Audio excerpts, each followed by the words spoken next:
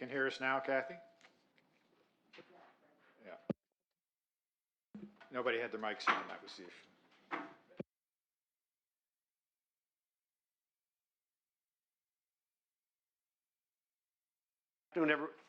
Good afternoon, everyone. I want to welcome everybody to our Committee of the Whole for Wednesday, March 20th, 2024. Welcome staff and council and our media folks who are here today, or folk. Mr. Martin. Good afternoon, everyone. Anyway, I call the meeting to order. We acknowledge that we're in Mi'kmaq, the ancestral and unceded territory of the Mi'kmaq people. 2.1 is approve of the agenda. You would have a copy of the agenda as circulated. Ask for a motion to approve it, please. Moved by Councillor Gould, seconded by Deputy Mayor Gilroy. All those in favor say aye. Aye. Contrary-minded, nay. Motion is carried. 2.2, so there are 3 sets of minutes. So looking for a motion that the minutes of the November 1st, 2023 Special Committee of the Whole meeting be approved as presented. Moved by Councillor Joseph, seconded by Councillor McCormick. All those in favor say aye. Aye. Contrary-minded, nay.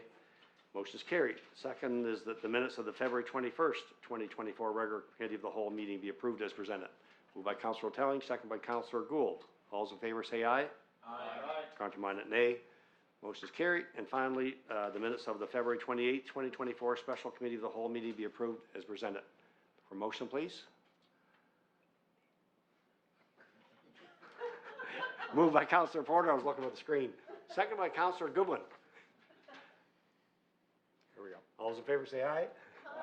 Contrary-minded, nay. Motion is carried. Thank you. 2.3, Business Rising. Mr. Harris going to speak to this. Thank you, Your Worship. Business Arising is at pages 15 and 16 of Council's agenda package. Not a whole lot of items left outstanding on the list. Second reading Sunrise Landing Development Agreement is complete, as is the rezoning Robertson Avenue in Spring Hill. Proposed changes to the grants to organizations policy is that process is ongoing. Removal of the PRAC from the list of committees is complete.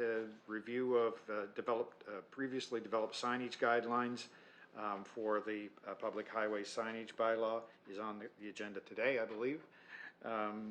The terms of reference, the Cumberland RCMP Advisory Board, sharing that with the Department of Justice, that is complete, but it is an ongoing process.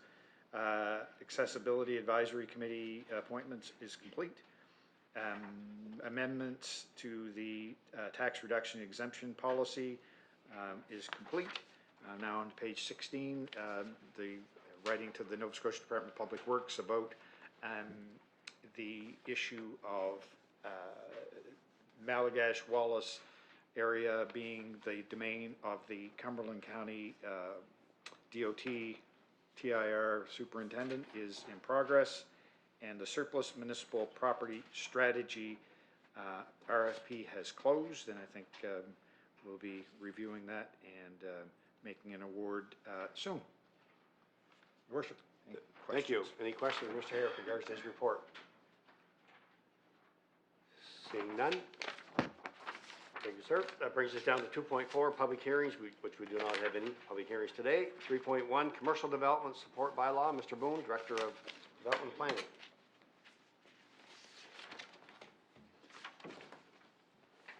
Thank you, Your Worship. Good afternoon, members of council and the gallery. There's no slides for this presentation, Your Worship, but the package contained the details of the bylaw. I'm going to give a quick summary, and we'll answer any questions council may have. Commercial development support bylaw was a project that was brought forward to council a number of years back. There was public engagement on this support bylaw, or commercial development support bylaw, but during COVID it was a little more difficult to do that engagement, so it was done virtually. Under the Municipal Government Act, Section 71C enables municipalities to designate what they call commercial development districts, or CDDs, and those CDDs would be designated within our municipal planning strategy. So essentially what the commercial development support bylaw would do is allow us to create commercial development support program pursuant to the designation that we would put under the MPS or under our municipal planning strategy. Council express interest in developing the commercial assessment phase and program, which essentially applies to both new development and expansion of existing commercial development. So it's an opportunity for businesses that want to expand, but also for new businesses that would develop from the ground up, if you will. There's a number of stipulations in the bylaw, but some of the key ones to note is that there is a minimum investment that's required in order to get support under the commercial bylaw, and the phase-in is over a maximum period of time of 10 years. So there is some flexibility the council has, but those are kind of the key items I wish to mention.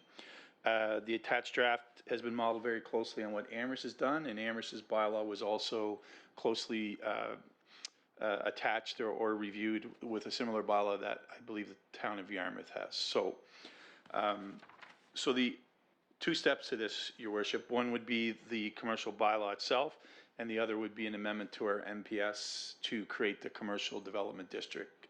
Sorry, there's a CDD under planning.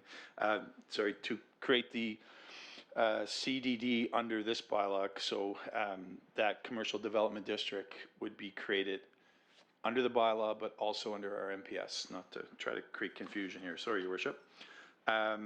Financial implications, hard to indicate at this time and to calculate them because we don't know how many folks may take advantage of this, but essentially if it stimulates development that may not have occurred otherwise, it's obviously going to support development, local economy, and the municipality will come out ahead in general. How it would be communicated is similar to what we did with public engagement back in 2021. Anything to do with the municipal planning strategy, we've already done the public engagement. We'd still have to advertise, do a first reading, advertise in advance of a second reading for the MPS. So that would all go through the open public process. Alternatives are there as well in the report, and I would be happy to answer any specific questions, Your Worship.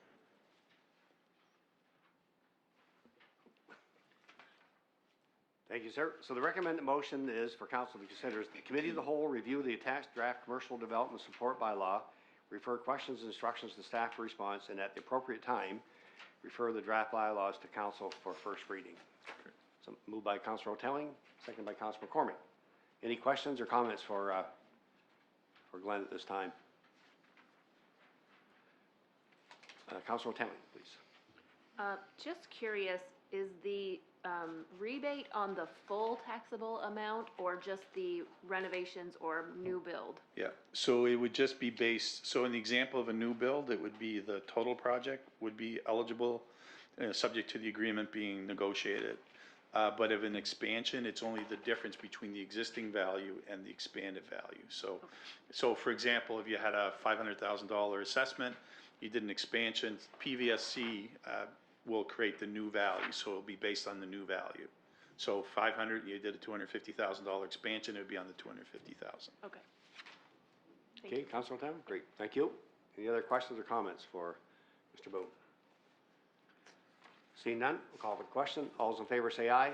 Aye. Aye. Contrary minded, nay. Motion is carried. Thank you, sir. 3.2, user fees. Mr. McCracken, Deputy Chief Administrative Officer.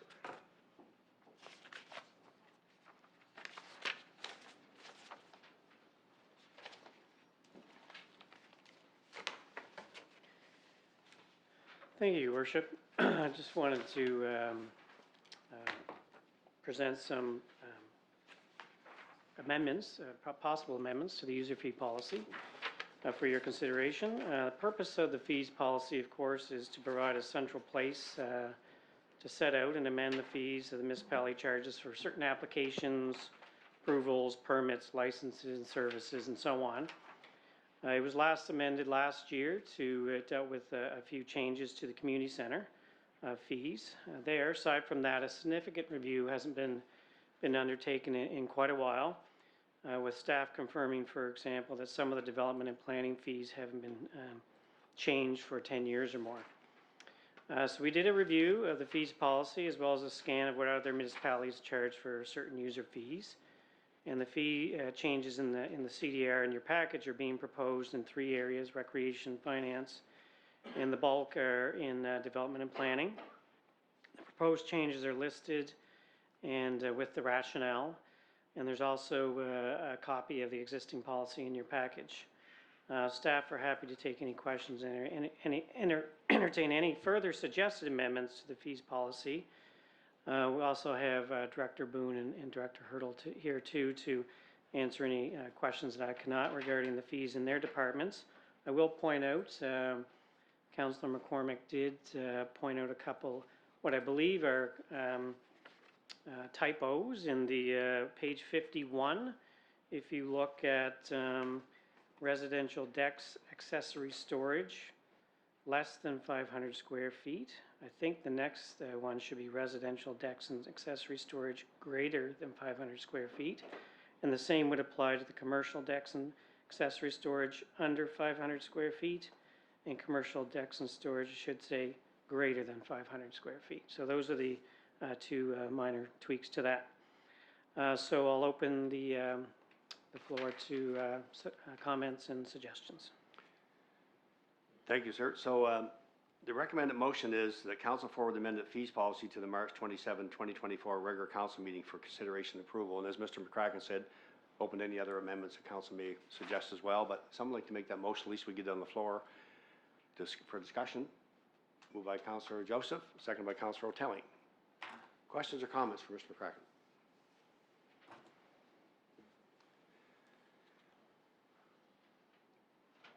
Huh? Yeah. So Peter, you and I talked about this. So in the last review that we did last year, when it comes to the for recreation for the community center in Spring Hill, and I missed it. So part of that we agreed to allowed for a change, but I think when it came to a nonprofit organization prior, they would pay, I think, a $2,000 deposit, for example. I think when they were to borrow staging, they would make a deposit, and upon return of the equipment, when it was a full loan returned and in good shape, no damage, the deposit returned. I think the change we made last year now meant that an organization, for example, that came to borrow some staging, ended up having to pay $1,200 for rental fees. So I never picked up on that when we went through this last year, but certainly heard about it since then. And that's something I'm hoping council will at least consider as an amendment to what Mr. McCracken's brought forward here today. And then the other thing is in regards to nonprofits wanting to use the facility. So if a nonprofit group wants to use the CIBC room, for example, are they charged the same as if someone wants to use it for a wedding, for example?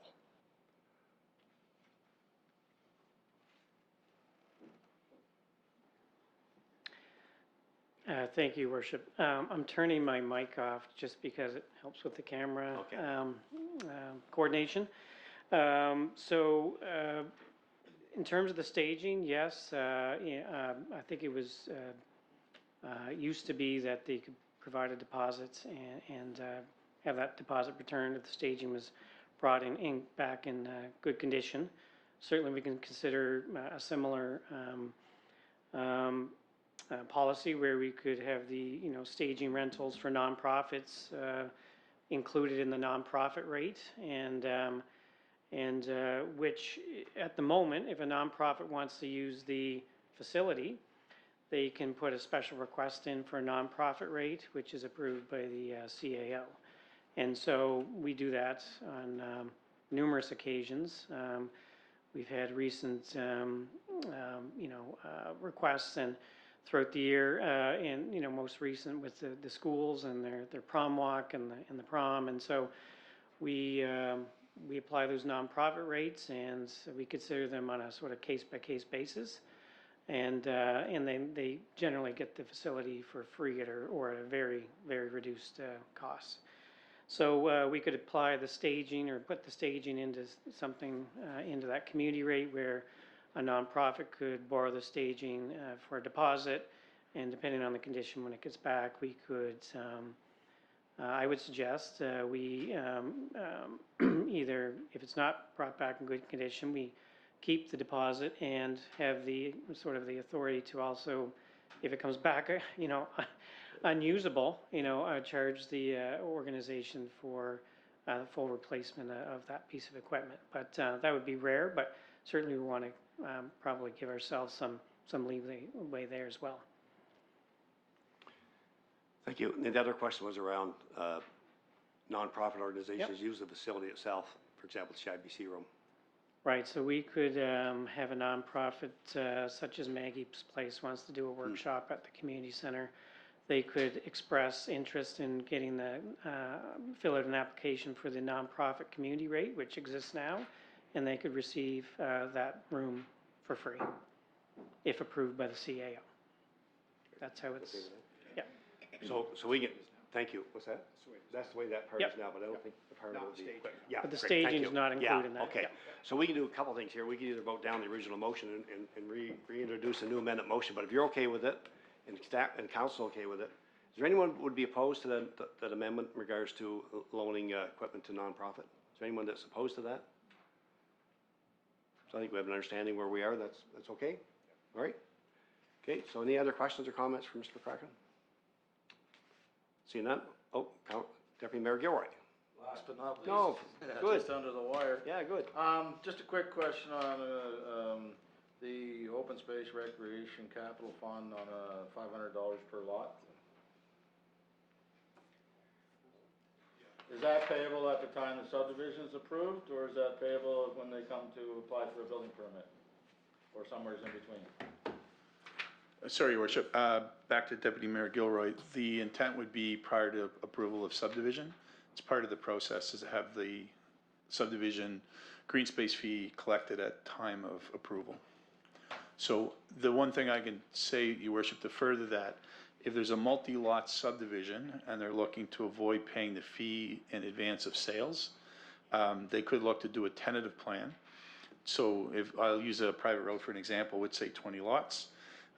If they know that they're only looking to maybe in the first year of sales move 5 of those lots as example, then they could get tentative approval for the whole subdivision, so they know it's all in alignment, and then just do the first 5 lots and the section of road, and therefore only pay the green space fee on the first 5 lots. So that could be one approach and we are encouraging developers not only from the green space fee, because it's about to change, or we think it's about to change, sorry, Your Worship, I don't want to be presumptuous, but what we've been telling other developers and subdividers is using the tentative as a way to get all the approvals in place short of final approval, because once final approval is in, we also create assessments, which create values, as you're probably aware, Deputy Mayor, with your work.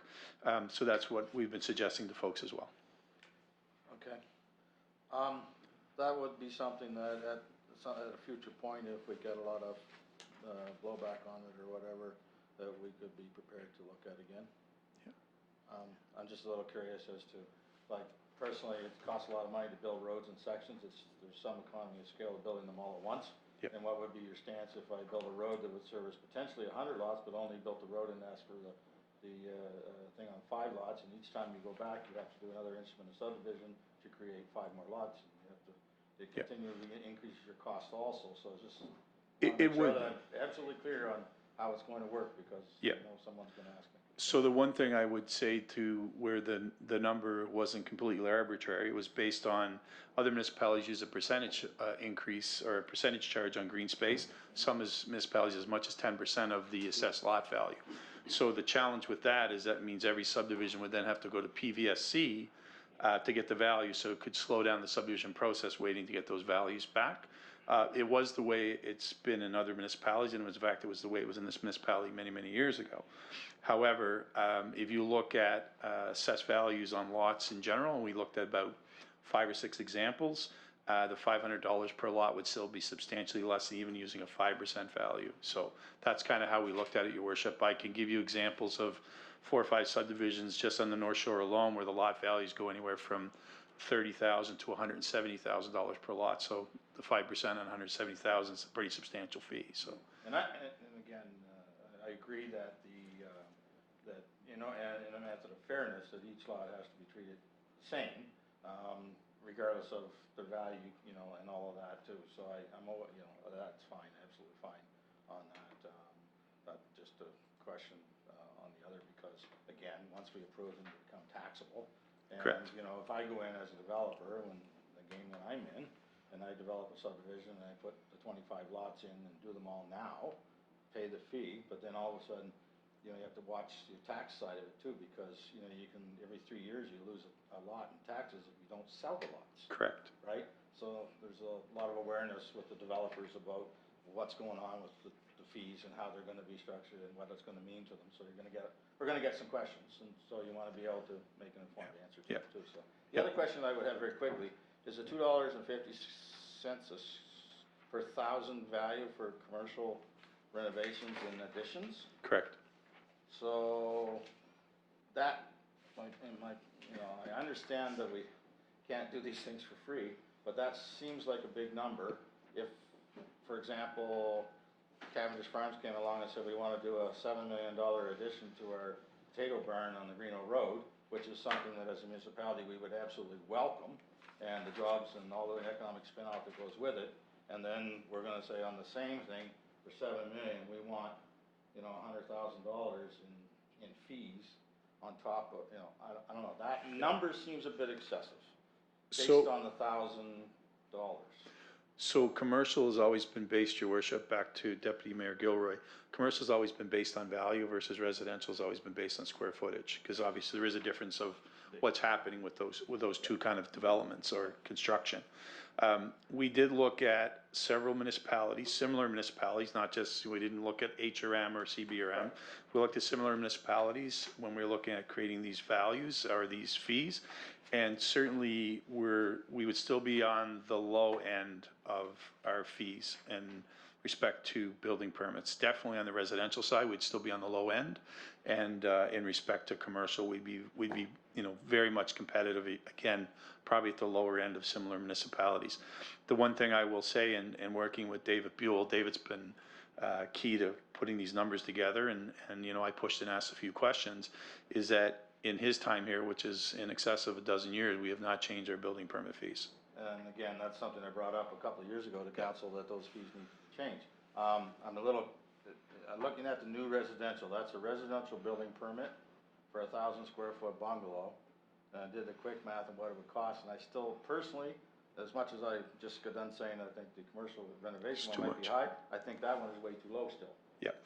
but that's Yeah. only my opinion. Yeah, no, and your worship, back to Deputy Mayor, we again looked at comparable municipalities, trying not to, understanding we're doing a fairly substantial increase, but we're still gonna be at the low end of that spectrum. One thing that we do hear from a lot of folks that apply for permits, especially where we've seen such growth, with a lot of migration into the municipality, is in most cases, people say to us, like, our permit fees, both commercial and residential, are low. So, you know, we will get folks that will see any increases being an increase, obviously, but our research into this, your worship, back to the Deputy Mayor, is, you know, we could go and look at a lot more municipalities, but we looked at ones that we thought were similar, and I think in keeping with what's being presented, I think is fair. Thank you. Thank you. Okay, Deputy Mayor Gilroy, good with that? So, not looking for any changes then? I'm good for now. Okay, thank you. Any other questions or comments for Mr. Boone?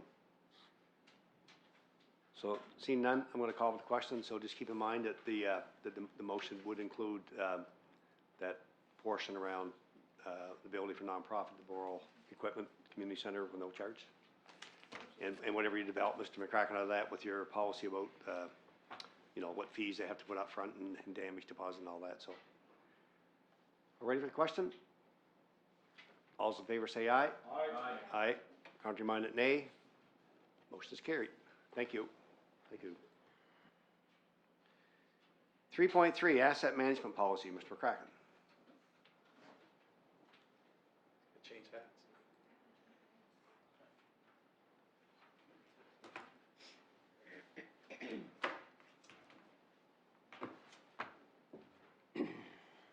Thank you, Worship. So, as you know, the development of a robust asset management plan is a priority from the Clear the Deck report, and subsequently, Council provided resources for an external agency to complete a plan with staff. The asset management plan will provide the basis for capital programming strategies from an asset management perspective. I've circulated a copy of our new asset management plan this evening for your review. Council's not being asked to approve the plan, rather to approve a complementary policy that provides staff with the direction it needs to operationalize an asset management approach.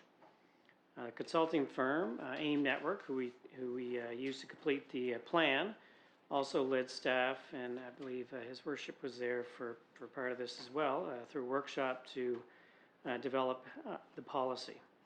It sets out several objectives as well as the scope, principles, and roles for asset management. Policy will provide a transparent and accountable process to demonstrate the legitimacy of decision-making using our asset management plan, but also other strategic plans, budgets, service levels, and risks. This policy articulates Council's high-level commitment to asset management that represents a commitment to using the plans with other evidence to help inform future asset investments. So the draft policy is in your package, and the recommendation is in your package as well. Thank you. So the recommended motion is that Council forward the draft asset management policy to the March 27, 2024 regular council meeting for consideration and approval. Someone like to make that motion, please? Moved by Councillor Gould, seconded by Deputy Mayor Gilroy. Questions or comments for Mr. McCracken, please? Just a comment. Yep. Go ahead, Ray. Yeah, thank you, Your Worship. Just to make a comment, I think it's worth emphasizing. I think we've talked about it when we talked about the capital asset management plan last month, but take the opportunity to highlight the number that's in that capital asset management plan. We're managing almost $690 million worth of infrastructure in the municipality in terms of buildings and equipment and linear assets and treatment plants and sewage treatment plants. It's just, we talk about how expensive things are and how much work goes into managing those and how expensive it is to maintain and recapitalize them. I just want to remind council and remind the public, $690 million. Big, big number. Anyway, thank you, Your Worship. That's great. Thank you. So there are no other questions or comments for Mr. Crackman. We're going to call for the question. All those in favor say aye. Aye. Contrary-minded, nay. Motion carried. Thank you, sir. Thank you. That brings us down to number 4, business issues on our agenda. 4.1, election 2024 administrative items. Ms. Hoyt-Eaton, I believe, is going to speak to this. Our clerk. Yes. Thank you, Your Worship. As we're all aware, the Municipal Election Act governs the municipal elections, and in that act there are some items that can be decided by the returning officer, but there are items as well that we require a motion of council for. So today what I'm going to be asking for, it's kind of a housekeeping motion.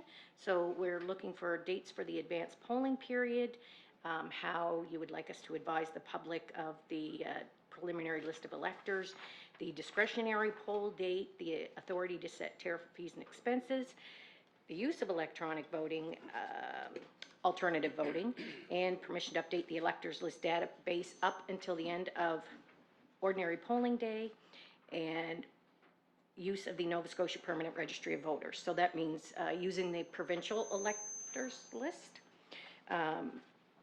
So the advanced polling period, there are 2 advanced polls. One is set by the Act, and one is discretionary and can be set by council. So we are recommending that it be the first of those days, because the very first date that you can have an advanced poll, discretionary, is on October 10th. And what staff are recommending is that we leave our voting open from October 10th, 24 hours a day, up to and including the close of polls on ordinary polling day, October 19th. So that gives the public 10 days of 24-hour voting. We also would request that council approve the usage of the provincial voters list. As we're aware, it's harder and harder to find people to work in things like this. Our demographics have changed, and many families are 2-parent working families. So we are requesting the use of the provincial voters list, which the municipality has done historically, I believe, for the last at least the last 3 elections. And it is, I know you'll have people say, well, it wasn't up to date. The province is telling us that it's up to date. When we receive it, it will only be 1 month old. So it's up to date up to that point in July. I would ask that council set October 9th as the date to be selected for revisions to the list of electors. And that is we won't post the actual initial list of electors because you can't post people's information like that, but we will post out information using our social media, of course, the legislative processes as well. And so we would like the date to be October 9th, and we still, because the system is live 24/7, we still will make the changes until polling day, but that's the official day that we are setting for the date for the revision to the list of electors. Council also has the discretion to either charge no fee for the election for the candidates, or you can charge a $200 fee. Staff believes that we should charge the $200 fee just because it complies with the act, and it also it makes the election process a more serious one. It does weed out those people, most people, who would just run for kicks and giggles, or for people who would run perhaps maybe for the wrong reasons. The next motion is the tariff of fees and expenses, which was included in your package. And that tariff of fees and expenses just lays out what we will pay to our election workers. The returning officer and assistant returning officer are remunerated in their salary from the municipality, so there's no need for that. So the tariff of fees is for what we would call our poll workers, the the deputy returning officer and the poll clerks. Constable is in case we're having an issue at a polling station and we do have to call someone to come in to maintain peace. So I've never had to do that yet. Generally, me barking at people doesn't enough. But just in case we have to, we like the fee there. And there's a hall rental, which we actually won't be required to pay this time because we'll be using our facilities to do that, to run the election. And, okay, and I think that is it. I will point out that the tariff of fees and expenses, I put it up by a nominal rate, and you can see the rates in the memo that I provided, that we really haven't made anything too astronomical over the last 2 elections. And I will answer any questions. Thank you, Shelley. So the recommended motion is the returning officer requests council forward approval of the following motions to the March 27, 2024 council meeting. And I think we can do these together. The council set the dates for the advanced polling period from Thursday, October 10th, 2024 to the closing of voting on October 19th, 2024, and the council approve usage of the provincial voters list as a preliminary voters list, and that October 9th, 2024 be the date selected for the deadline for revisions to the list of elected electors. Further, that the candidate deposit fee be $200, and finally, that the proposed 2024 tariff of fees and expenses be approved. Someone like to make that motion, please? Moved by Councillor Joseph, seconded by Councillor O'Telly. Any questions or comments for Shelley in regards to this agenda item? I think you did a great job explaining to Shelley. Councillor Gould. Thank you, Your Worship. She did do a great job, and it's not specific to this motion, but I'm just wondering, there's been a lot of people moving in and out of the county, and I'm sure that our list, I know in the last election, there was people that weren't on the list and had just moved out. What is, just wanted explanation on the process there for someone who's not on the list? For someone who is not on the list, sorry, Your Worship, through you to Councillor Gould. For someone who's not on the list, once we advertise that the initial list of electors that we get, that's when we would take calls, and if it's at all possible, if the person is mobile, we prefer them to come in and we have them sign an oath and provide a copy of ID so that we know who they are. And if they don't have that, if they've just moved in and they're renting, and so they don't have, the cable or the telephone bill or whatever, we will just swear an oath or get them to swear or affirm an oath, because that basically puts the onus on the resident that they're being truthful in saying who they are and where they reside. And we will do that up until the day before the election, up until the 18th. We will do that, because the onus with an election is to encourage people to vote. And so that's the rationale for this, and why we leave it open, because then our list is the best list. Because using the alternative voting as a person is added to the list, councillors are receiving that virtually, so when you go in, their name will be on that list the minute it's put in by one of our staff. Great. Yep. Thank you very much. Okay, Councillor Gould, thank you. Any other questions or comments for Shelley in regards to this agenda item? Councillor Redmond.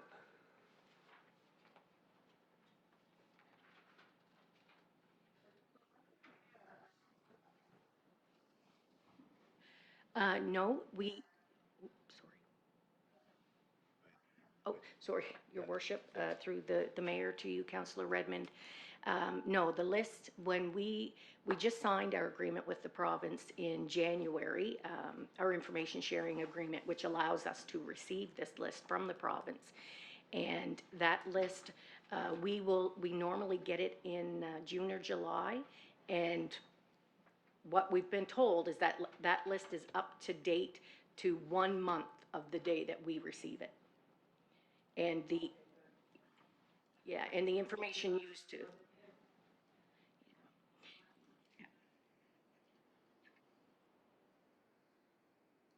Correct.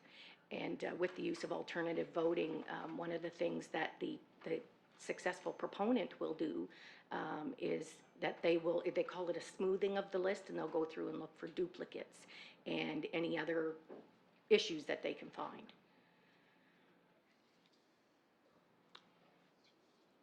Okay, Councillor Redmond, thank you. I don't know, Councillor Redmond, if, Goodwin, you had your hand up or not? No? Okay, thank you. Thank you. Any other questions or comments for Shelley in regards to this agenda item? Seeing none, I'm going to call for the question. All those in favor say aye. Aye. Aye. Contrary minded, nay. Motion is carried. Thank you, sir. Thank you, Shelley. So 4.2, signage guidelines. Mr. Boone, this is commonly referred to as the Councillor Gould bylaw. Mr. Boone, please. Thank you, Your Worship. Want to thank council, yourself and council for patience. This is a presentation I gave an update on back at the Committee of the Whole in February. I'm not sure I'm anticipating a high five from Councillor Gould just yet, but I think we're getting close. So, Your Worship, it's a large package. We have some slides here to try to give you an overview of the specific area that we're going to focus on. But one thing I want to reinforce is that the highway signage bylaw, or the public highway signage bylaw, as we're proposing for the name, it can and will apply to the whole municipality. But initially the focus has been on the Exit 1 gateway. So just to let council know as a whole, because I think Councillor McCormick has expressed some interest in doing stuff in other parts of the county. So this will be a bylaw that will allow us to standardize public highway signage in all of the municipality. The changes to the zones today that are part of the schedule, the first zone or zones as scheduled under this bylaw, are really meant to look at Exit 1, as I mentioned earlier. So up on your screen, Exit 1, as you may all be aware, was the original tourism kind of county welcome site. There's 4 existing signs on that site. They are dated, 3 of which are focused on the municipality. The 4th is a combination and supportive program that was done with the town of Amherst at the time. The plan is to utilize those 4 signs, 3 for the municipality, 1 with Amherst, and to add a site or sign to that site, which the next slide will kind of articulate a little bit more. So just understanding where this location is, most folks do know, but for those that might be following online and for the benefit of the gallery, this site is just before people would go back. If you're coming into Nova Scotia, you go to the Visitor Information Center, if you happen to drop off, getting back onto the highway, this site happens to be located just before you would get back on to the main Trans-Canada Highway. So it's a key location for us to try to message to folks that are coming through the municipality and to be able to tell them, hey, there's an opportunity, there's some things that happen here in Cumberland County. So what's on this site is a proposed layout. These are only mock-ups, these aren't 100% finalized, but this gives you an idea of what kind of signage we can do in this site, update it. But more importantly, what we've done with the bylaw changes is we're still back to limiting the signs and the zones. There's 3 sections to this main area in Fort Lawrence, 3 zones that have signage that would be applied within them. So the first big change on this proposed site is creating what we call the destination direction sign. So that's, if people happen to come off the visitor information center and jump back in the highway, this is trying to get people to look at those exits to get back off for services. So those exits both bring people off to services both in the town and in the municipality. Next slide, please, Peter. So the schedule, this is busy, but it's in your package, and I just wanted to talk to it in very general terms. Zone A is the area which I just showed where the main kind of visitor greeting area is, and the big change there, as I've shown you, was adding that 1 additional sign. So there's 4 signs there now. We're looking in the zone of adding 1, which would be that directional business sign for the other exits that bring folks, jump on the highway and hopefully bring them back into the municipality. Zone B is always, that's the area from the on-ramp back onto the highway until what I call the underpass or the overpass. That Zone B has always had, in the original proposal, has always been an area where there's no signage other than signage that are on existing businesses in that area. So that would be almost a no signage zone, if you will. And C is the area that once you go under the overpass, you're heading into the town of Amherst. That signage that would be more focused on folks coming into town. That's probably the area where the most, or the abundance of signs that are there and the varied signs and the varied sizes and quality of signs exist. That's the area where probably people might use the word sign pollution would exist. So the plan is to have 1 gateway billboard. I'm going to show you examples in a sec. 1 destination gateway in that Zone C. And then what we call business logo signs. And Peter, if you can go to the next slide, that would be great. So this is just going back to Zone A, very specific, a little bit more zoomed in. These are the kind of panels that would happen on the billboards to the left on your screen. We look at updating the welcome sign that's there at just after the visitor information center to the welcome to Cumberland sign you see at the top in the middle. The other 2 are just examples of 2 signs that we've added outside of the greeting area. We've added 2 potential signs that would allow us to tell people to jump off an exit that would get you into Parsboro and an exit that would get you into Spring Hill. Just off, I know the screen is just covered by some of the folks that are online with us. Exit 3 and exit 4 signs are the ones, thank you, Shelley, or Peter. Those are just the signs that I mentioned before, which are what they call destination directions. So people get off the highway, looks like they're just going to leave the municipality. That allows them to have some choices to make. And those are just suggested logos that are on there. But as you can see, if you know those exits, those are both municipal and town-based businesses. Next slide, Peter, please. So this is Zone C. And you'll see that there's a little bit more focus on the town. So these would be signs that the town would work with the municipality, but also following the sign standards that we've developed. And these would be signs that the town would be responsible to bring forward and look to bring into the fold as far as capital investment goes, Your Worship. So what these are doing, the ones to the left, the business logo signs, it's allowing us to take all those signs of various sizes that are in that Zone C, standardize them, format them into 2 main, what I'll call business logo signs. Initially, there may only be 1. It's dependent on the uptake from businesses that would desire to be there. And then the existing Visit Amherst sign, I think the plan is for the town to update their kind of branding. So, but that's just the example of that existing sign that would be would remain and be rebranded. You have the major destination signs, which you just could probably highlight, whether it says Amherst 5K, could highlight some key features that are in the town. That's really up to the town to decide what things would go on there that they want to promote. And it still will allow what we call fingerboards, which are the smaller signs to the right.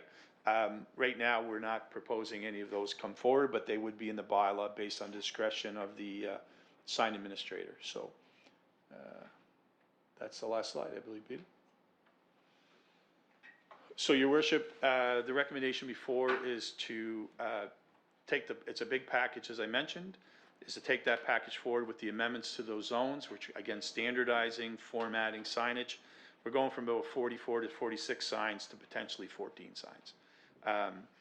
In some cases, some of the newer signs are bigger, but they're standardized and they're formatted, and placement would be controlled. And the main bylaws I mentioned earlier would be countywide, but for now, we're going to focus on this particular zone at the gateway at Fort Lawrence. So, should be any questions, be happy to answer them. Thank you, sir. A lot of work there, and we really appreciate it, Glenn. So the recommended motion is that council forward approval of the revised tourism signage guidelines and standards and apply adjustments for the first established signage control zone for Fort Lawrence Highway 2 as per the attached revised Schedule A.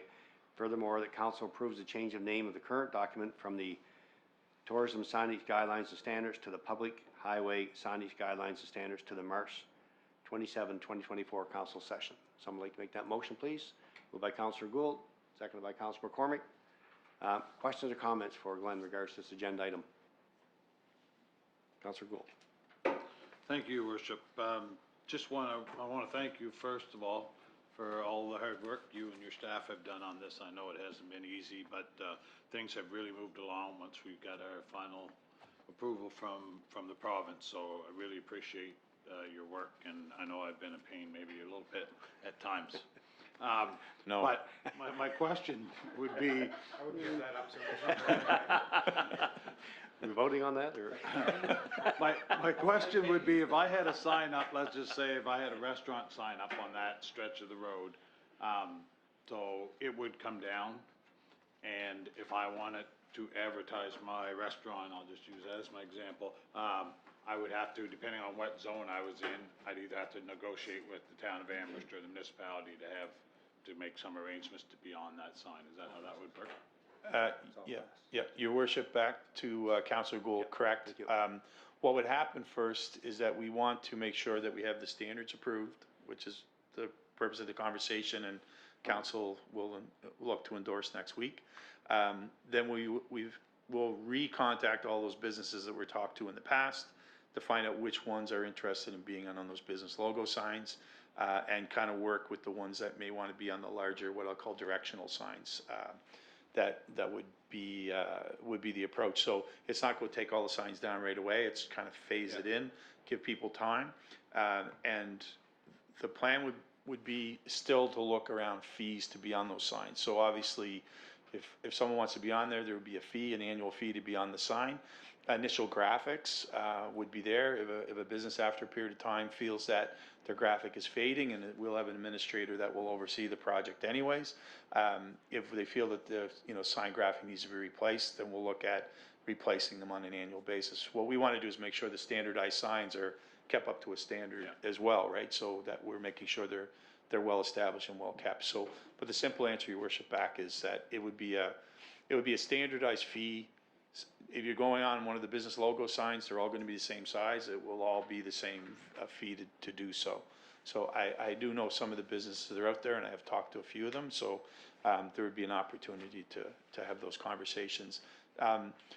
What's been beneficial, Your Worship, is as having a full-time economic development officer has helped us be able to advance this as well, and that would be part of the support process. So thank you. Thank you. Thank you very Councillor much. Gould. Yep. Thank you. Any other questions or comments for Mr. Boone?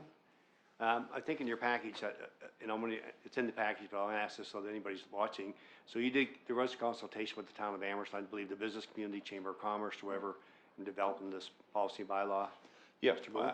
some of it happened in advance of my time here, Your Worship, but certainly there was a lot of conversation.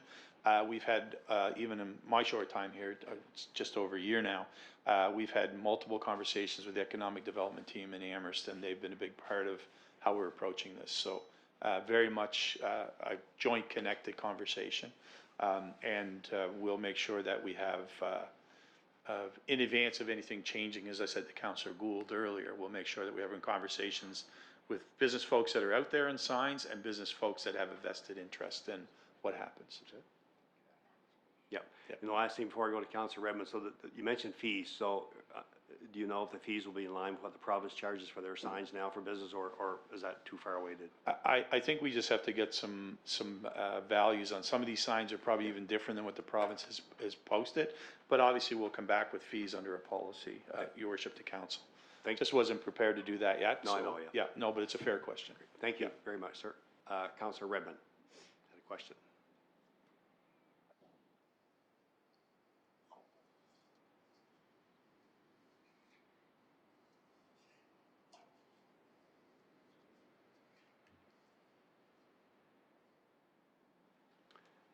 Thank you.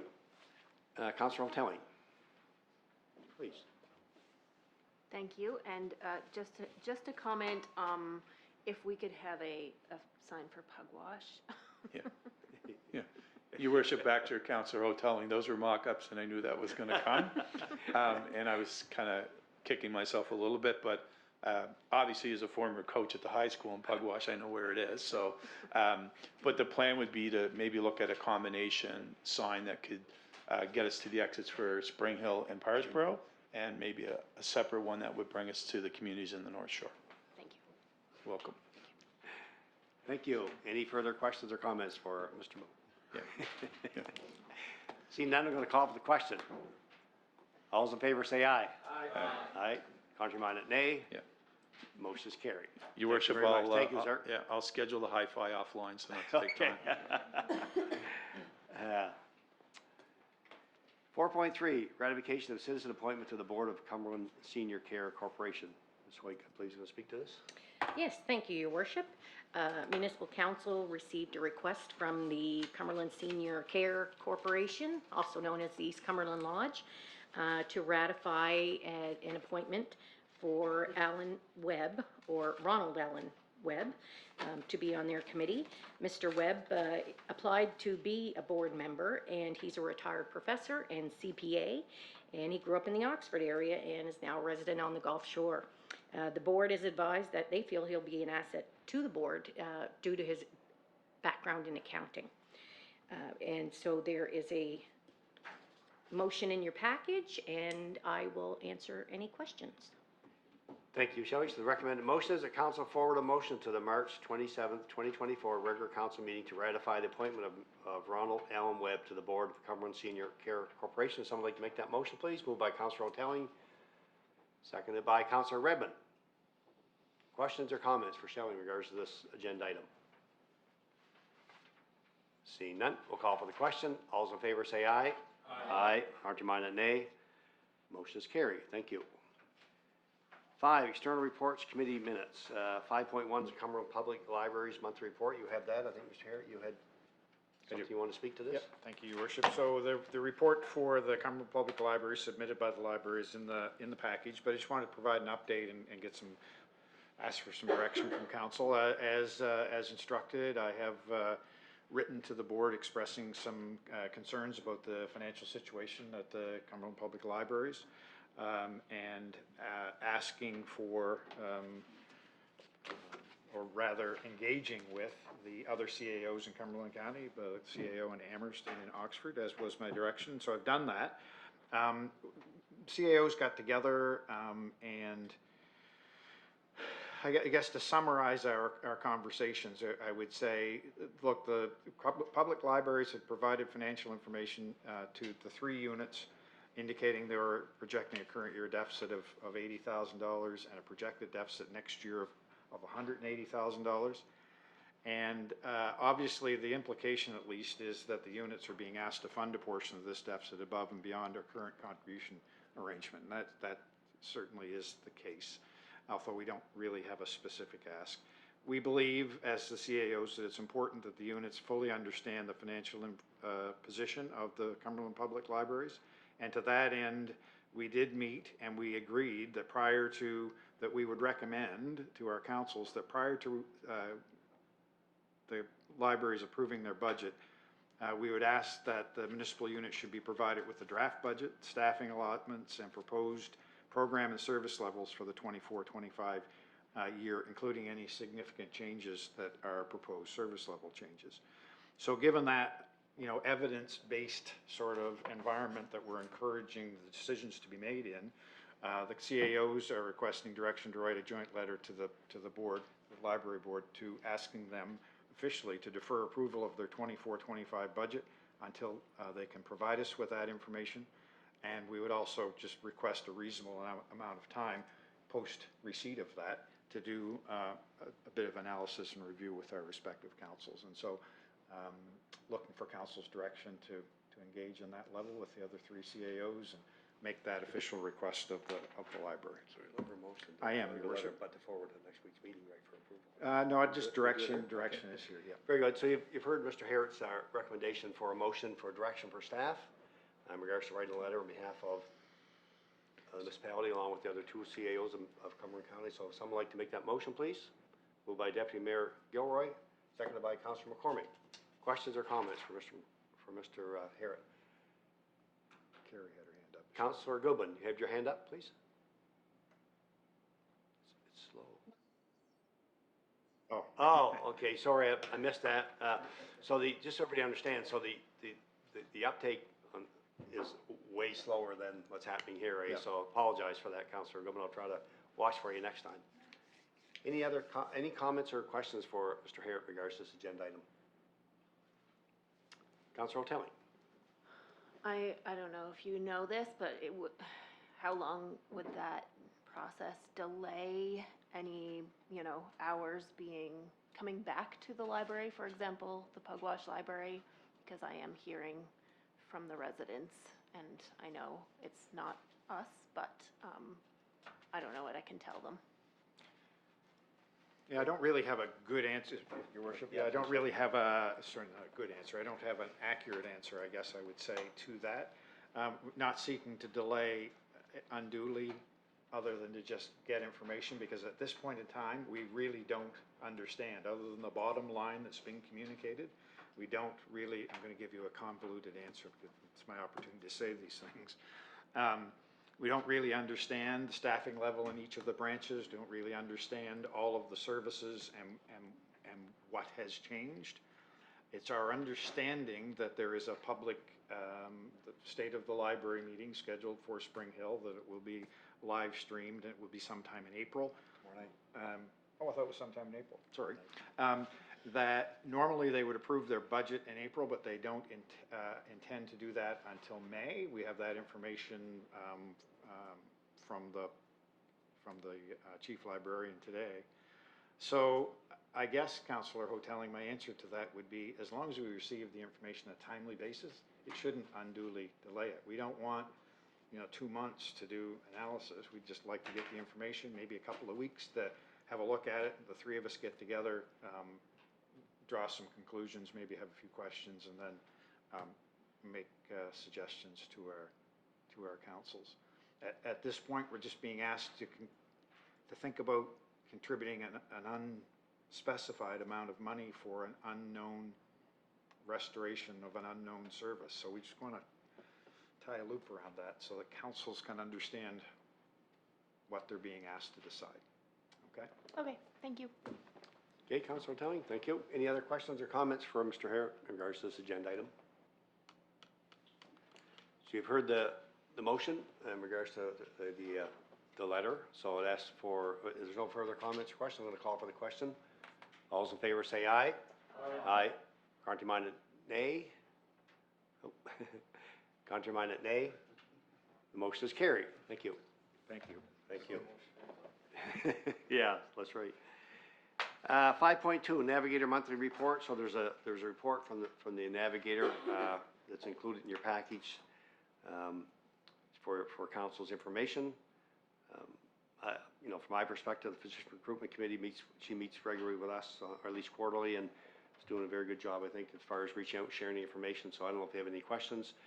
I know Mr. Martin is here with us today as part of that recruitment committee as well.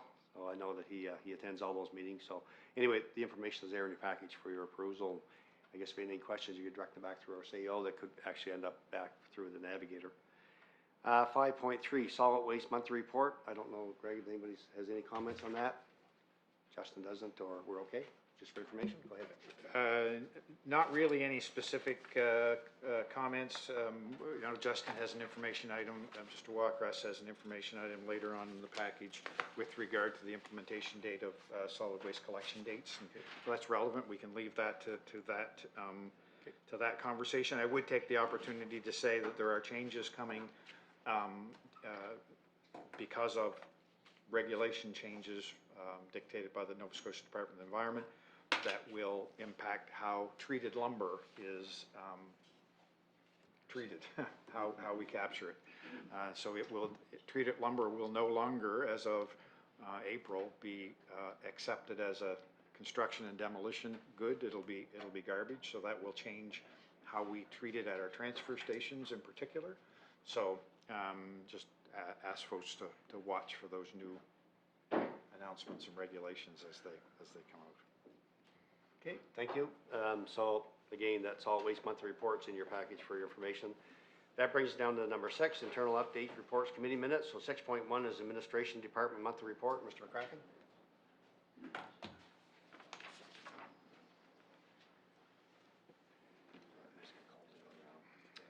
Thank you, Worship. In the administration department last month, we continued to receive, in terms of information technology, a high volume of requests internally. I'm working on a new ticketing system, help prioritize those requests and help direct our resources to those. We're also taking stock of our hardware at each site, cataloging what we have, and removing end-of-life hardware, which is logged and recycled or destroyed. We also continue to work towards recommendations in the cybersecurity report. In community development, we've had our accessibility advisory committee revived and meeting again, and we'll be working towards updating our plan for 2025. And we're looking at making our documents more accessible, updating our employment equity statement, as well as investigating training opportunities for staff. Staff are also attended food security summits spearheaded by Maggie's Place to learn more about the landscape of food insecurity in the county. There's some information on district grants there. The balances as of a couple weeks ago. Reminder, April 15th is the deadline for county general grants. In HR, we filled a few key positions, and next month we'll be able to announce the filling of a few other key positions as well that we're very excited about. And the collective agreement will be coming to council next week for review and approval, hopefully. And lastly, in communications, we have signed a contract with Voint Alert to implement a new subscription-based alert system that will send out municipal notices, everything from emergencies, changes in waste collection, road closures, water main breaks, and recreation events, and so on. And as users sort of opt into this software and can sort of personalize what sort of announcements they receive. And so we're going to try that over the next couple of years and see how it goes. But this will be a great supplement to our current avenues of getting information out. Happy to take any questions. Thank you, sir. Any questions for Mr. McCracken in regards to his report? Seeing none, thank you, sir. 6.2, Development and Planning Department monthly report. Mr. Boone?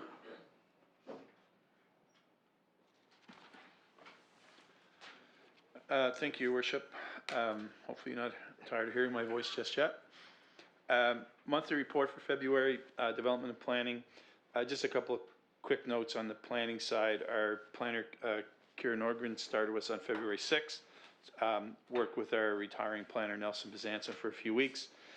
We have a few new applications in. The report says 2, but we've received a 3rd since the report was produced, so we'll have 3 new applications to bring forward. Higgins Mountain Wind Development Farm, the appeal period has expired and there was no appeals filed, so staff just finalizing that agreement, and we've had a call with Elemental Energy last week and another one scheduled for tomorrow. The Robertson Avenue lands, as well as the development agreement, Robertson Avenue land, in Spring Hill, as well as the development agreement for Sunrise Landing through Sunset, in Pugwash. Both of those applications, one, the rezoning for Robertson, the development agreement for Sunrise, they're both been advertised, the approvals that council brought forward. Those appeal periods will expire 1 week from today. Still working in contact with the project manager for Sunrise and have a meeting scheduled to advance that next week, Your Worship. Subdivision activity was a little stronger in February, 14 new applications versus only 5 in February. Still see an uptake on larger subdivisions as I normally report. Permit and inspections, permit volumes picked up in February, we're a little down in January. So we had 54 permits processed in February versus 25 in the previous year.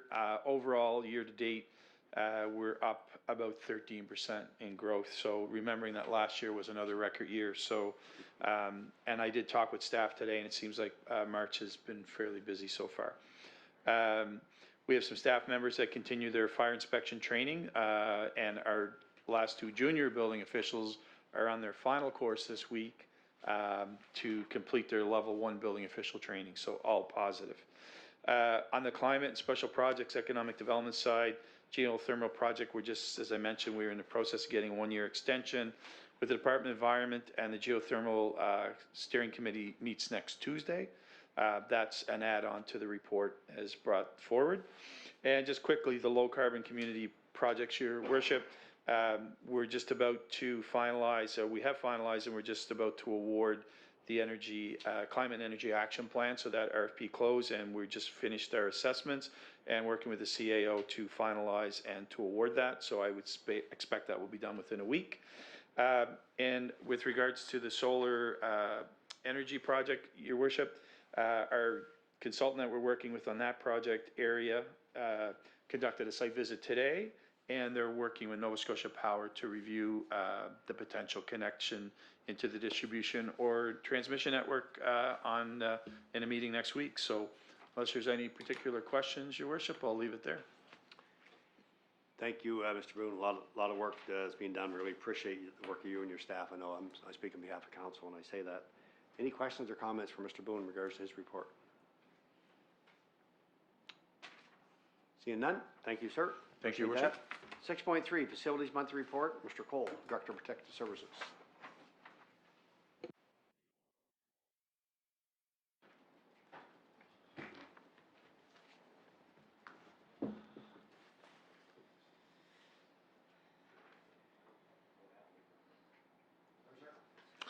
Thank you, Your Worship. As you can see, Your Worship, the report is very slim this month. This time of year, facilities is primarily engaged in getting ready for the coming busy season for recreation, campgrounds, those sorts of things. The main items for the month of February were the solar array that where solar panels were stolen. Those were replaced, and that solar array is up and running again. And the Spring Hill elevator renovation is complete, and the elevator is working, which has made our maintenance staff extremely happy.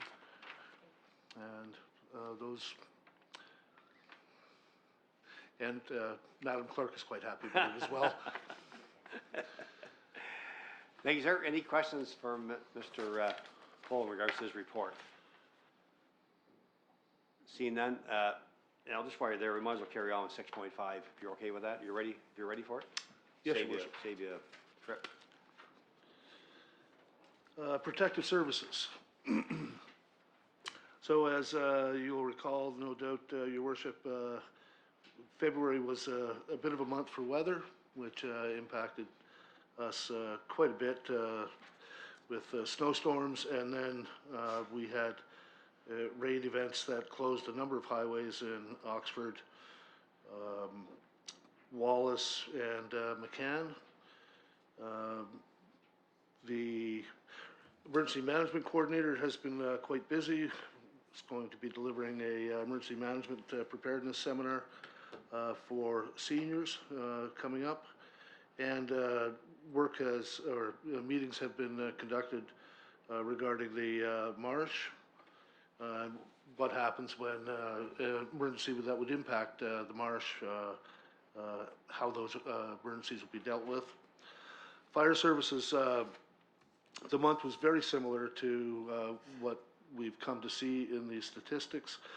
Structure fires were up, unfortunately, for the month, but generally speaking, the statistics are pretty much the same as prior months, with medical and motor vehicle accounting for almost 70% of all callouts. When one delves into the specific numbers, looking at the February statistics, it's important to keep in mind when one looks at the callouts that the numbers for some of the departments are actually duplicates. We have departments that work essentially as one, where you look at the mutual aid numbers, for instance, with Joggins and River Hibbard, every call they duplicate, so they effectively act as one station. So the busiest departments remain, Spring Hill, Parsboro, in the fire service. Regarding safety, the facilities coordinator has completed the naloxone instructor training. So he is now able to train members of staff in the anti-overdose drug administration. And there's a photograph there of those are the nasal kits for naloxone. Fire extinguisher training was to commence the third week of March. That's now been delayed due to Easter holidays that the facilities coordinator forgot was coming. And there's first aid training for staff that's in the works as well, Your Worship. The bylaw statistics are on the last page. And I have to point out, Your Worship, that the statistics are somewhat incomplete, and that'll be fixed in the next monthly report. If one adds the numbers or subtracts the numbers from 2023, open and closed, the number of remaining cases doesn't add up. That's a function of historically not doing very well in tracking those numbers, and we fixed that for next month's report. Thank you, Mr. Cole. Appreciate both your reports. Any questions from Mr. Cole in regards to the Protective Services Department monthly report? Seeing none, I think you've covered them both very well, Mr. Cole, and thank you again to you and your staff for all the great work. We really appreciate it. Thank you, sir. That brings us down to 6.4, Finance Department monthly report. Ms. Hurdle, our director, please.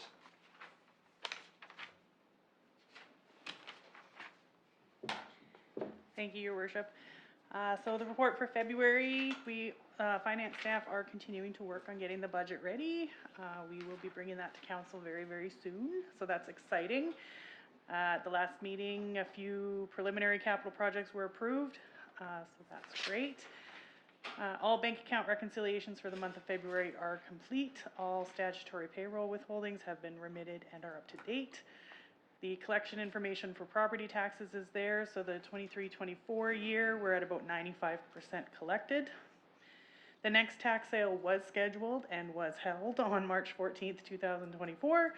I'll bring a better summary at the next meeting due to timing, but it went well. There were about 80 registered voters, so that was good. 46 tax certificates requested and issued in the month of February.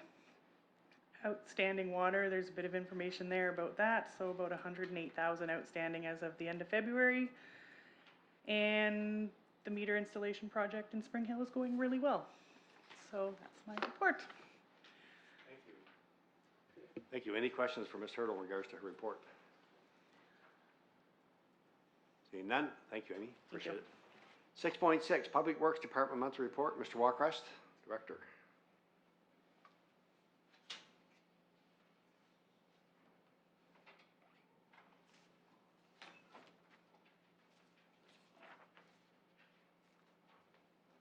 Worship, pleased to say that in the month of February, we substantially completed the meter installation in the Spring Hill water system. We have a few that will be picked up at the end of March for folks that are away for seasonal reasons that down south somewhere warmer than here, or had their crawl space all battened up for the winter, so we'll be getting those next week. Staff are busy with snow removal in February with those big storms Director Cole mentioned, keeping the streets clear, and some other tasks that are in the report in your package. And happy to answer any questions the council may have, Your Worship. Thank you, Mr. Walcrest. Any questions for Mr. Walcrest in regards to his report? Seeing none, thank you, sir. Appreciate it. Thank you, Your Worship. 6.7, Recreation and Community Services Department Monthly Report. Mr. McCracken, please.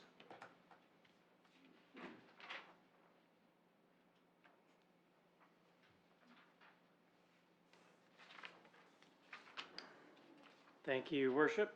There's a lot happening in recreation as always, and report is full of information. I'll try to distill it down to a few points of interest, but feel free to ask questions on any of the content. The community center continues to be a hopping spot with our 4 main spaces busy in the month of February with numerous public and private rentals from a variety of organizations. Table on the top of page 137, I believe, of the package shows a comparison of space rentals in January and February this year compared to last. And this is all rental hours regardless of if it was free or a fee was charged. 2 winter carnivals were held at Chilly Willy and Spring Hill. Parsboro had a dedicated day as part of the Fundy Shore Winter Carnival. Both festivals from accounts were well attended. And continuing, our regular community programming continues, and we are hiring our first summer students near the end of next month to begin details on our summer programs. Our active living and recreation strategy is still in the works, and we'll be hosting some engagement sessions in April to get input from the broader community, what they see as their active living and recreation priorities. And finally, as mentioned in an earlier meeting, the Volunteer Appreciation Event is on April 16th at the Community Center, and we encourage council to RSVP your attendance if you can attend. It's always a great celebratory night. Happy to take any questions.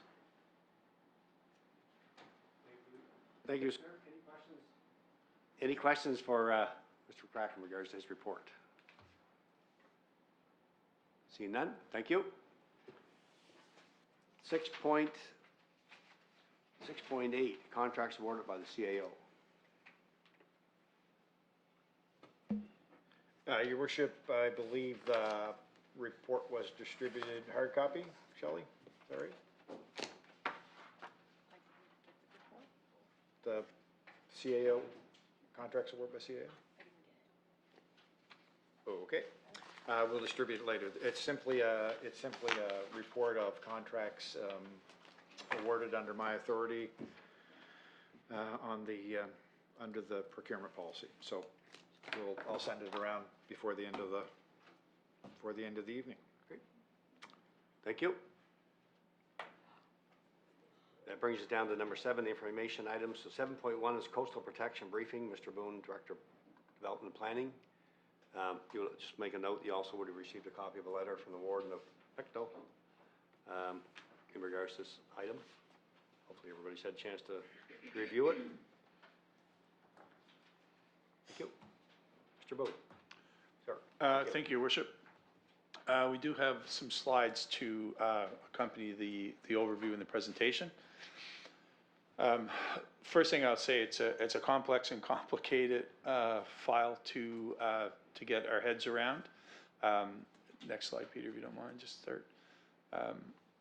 So the document, I think we're just missing some text there. So as I mentioned, it's a complex issue. The province, through both the existing government and the previous Liberal government, have been working on this file for a number of years. It's been a public consultation in respect to that, mail-outs and some public engagement that both governments have done. It's one of those documents that is meant as more of a guide, Your Worship, that's been released by the province. There's no associated legislation with the information. Next slide, Peter, please. Yeah, I think it's missing the text somehow.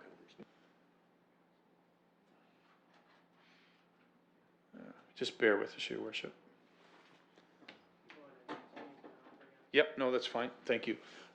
So what I've done, Your Worship, is gone through the plan as released by the province. As I mentioned, it's a guideline, it's a document that's meant to provide both property owners and municipalities guidelines and guidance in respect to coastal protection. The focus within the guide or the plan, Your Worship, is done in stages, and when that's brought forward, it's done in a ways that there's several steps. So there's 15 steps in the guide in the plan, and within that those steps, 4 are really kind of meant to direct both the public and municipalities. But the first 4 steps are really talk about resources. Peter hopefully can bring that up there. So that's perfect. Thank you. So as I mentioned, the document's really, it was released to protect the coastline. It's a guide versus development meant for both property owners and municipalities. No specific legislation at this time. It's a complex matter, and I think the way for us to approach it is through our MPS and our land use bylaw. As you're aware, we're going to do an extensive plan review is coming up, and I think that's one of the places that we can address this a little bit more. Next slide, Peter, please. So, as I mentioned, both government, current and the previous government, have worked on this for a while. The document is meant to be specific to the coastlines, but also is going to consider other waterways, and they just haven't gone that far with the research yet. I will tell you that we actually have a meeting with CBCL Engineering, who's been engaged by the province to put together more information with regards to flood and coastal protection, but also they're doing more along our river waterways. So they're just completing what I'll call the south part of the county, and then they'll be working towards some of the rivers and estuaries that are in the northern part of the county. The plan really is focused on the year 2100. It predicts impacts on shoreline considering sea level rise and storm surge during a high tide incident. So, and it only goes 100 meters inland. So if there's impact further in than 100 meters, it won't be reflected in the coastal mapping you would see on the provincial website. There's several other resources that are there as well that the landowners and municipalities can utilize. But in some cases, that information is initial stages. So for example, they are going to map out the flood potential in the year 2050. It's just not complete yet. There are going to be some guidelines through municipal affairs for planning documents, wording that you can utilize in your MPS and your land use bylaw. Those are, again, still works in progress. Next slide, Peter, please. So the key message, I guess, that I took out of the review in respect to council is the minister's message on page 5. It was pretty clear that they see municipal action as the key to how this work is going to get done. You know, municipalities are in charge of their municipal planning strategy and their zoning bylaws, which can direct and in some case restrict development. And that the way they see the plan is going to depend on that strong municipal leadership and provide support. So essentially it's placing the responsibilities on the municipalities to advance any regulation on coastal protection. That is ultimately where we are in the absence of actual specific provincial regulations. So as part of your package, next slide, Peter, please. As part of your package, there were a number of policies that we reviewed and compared to the 15-step plan. But what should be specifically noted, Your Worship, and to the members of council, that the municipality does have some policy in place, and we do have guidance and direction under the land use bylaw in respect to some coastal protection matters. Our policy bylaw address all waterways and watercourse protection, not just the coastline. The planning guidance that we have in place was developed in 2018 as part of our municipal plan review. The current direction, although maybe not complete, it does provide a basis for planning protection and thought towards protecting both land and property. And an overview of both our municipal planning strategy and the LUB was in your package, but some of the things that it addresses is setbacks from water courses. We have some sensitive areas that we look at in both the north and the south shore of the municipality. We also look at some restrictions along specific rivers, and we do have setbacks that apply to any type of water course, whether it's a river, brook, stream, or the coastline. Next slide, Peter, please. I think that should be the end, sorry. So, Your Worship, I guess essentially what I wanted to do is give a big overview of a very large kind of issue and large project, and happy to entertain any questions that council or yourself may have. Thank you, sir. So any questions or comments for Mr. Boone in regards to this information item? Councillor O'Telly, please. I guess I just wanted to share what I think is important about the Coastal Protection Act, and that specifically in my district during Hurricane Fiona, there was several times where our volunteer firefighters were impacted by that disaster, and so I think that this Coastal Protection Act should have been legislated, and I think downloading it onto municipalities is not something that we should have to take on. I think it had the teeth that we need, and I would be interested in looking further to what the warden of Pictou has wrote to us in terms of meeting and talking about the Northumberland shore and a common approach from municipalities together. Thank you. Thank you, Councillor O'Telly.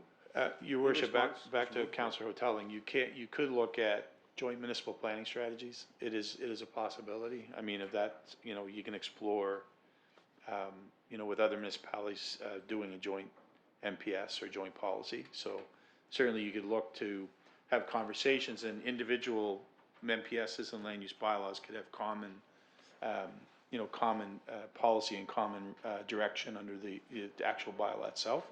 But you could certainly look if there was a desire by council or other councils to do a joint municipal planning strategy in respect to just to the one particular issue. As I mentioned, Municipal Affairs is going to bring forward some suggested wording and policy. So that might be one where the collective could come together. So. Thank you, sir. Thank you, Councillor O'Telly. Is that okay? Yep. Any other questions or comments for Glenn in regards to this information item?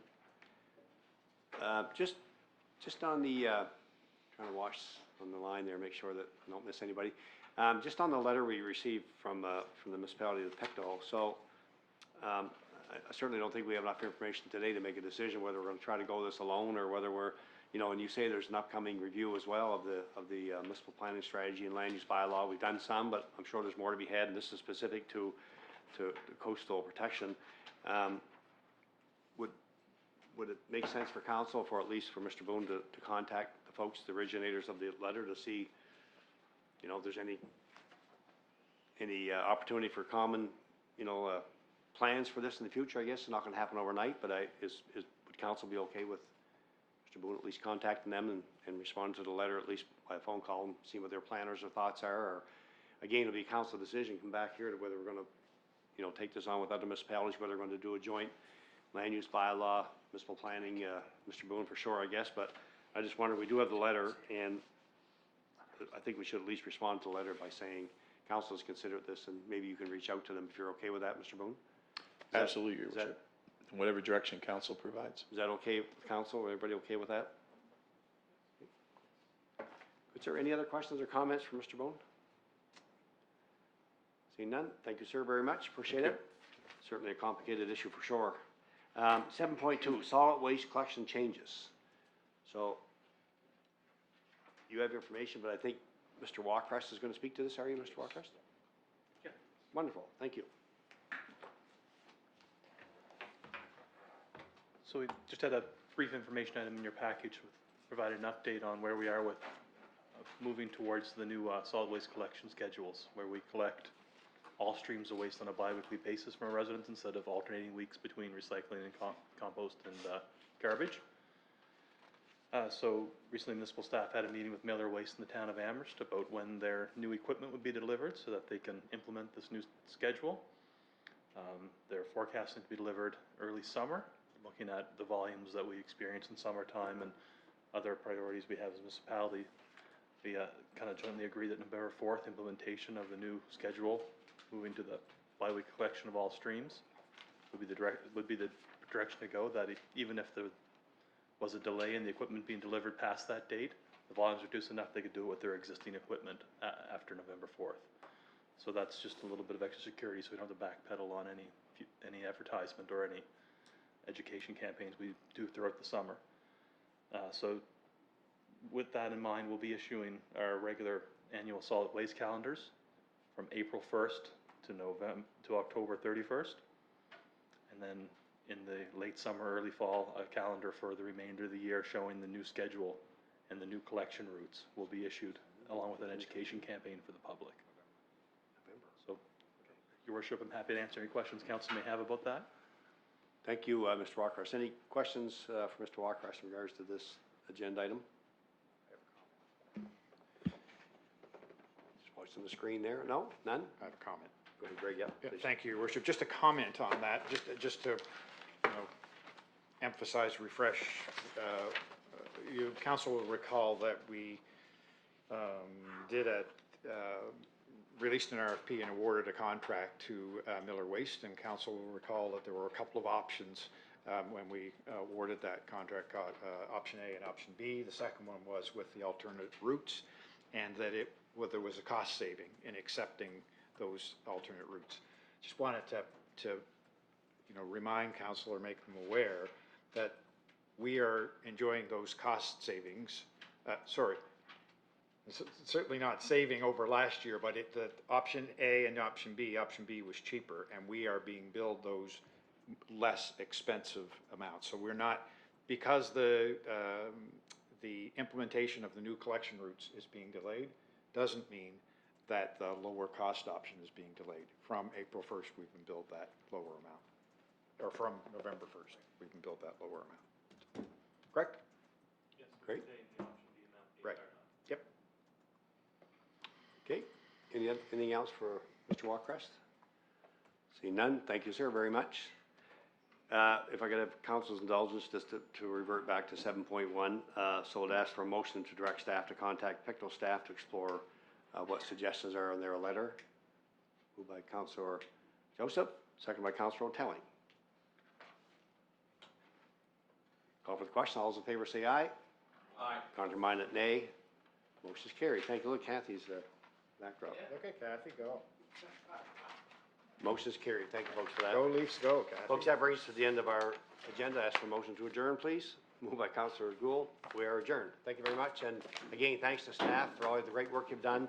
We don't say it enough, but all the behind-the-scenes work's done. We really appreciate it. And thank you.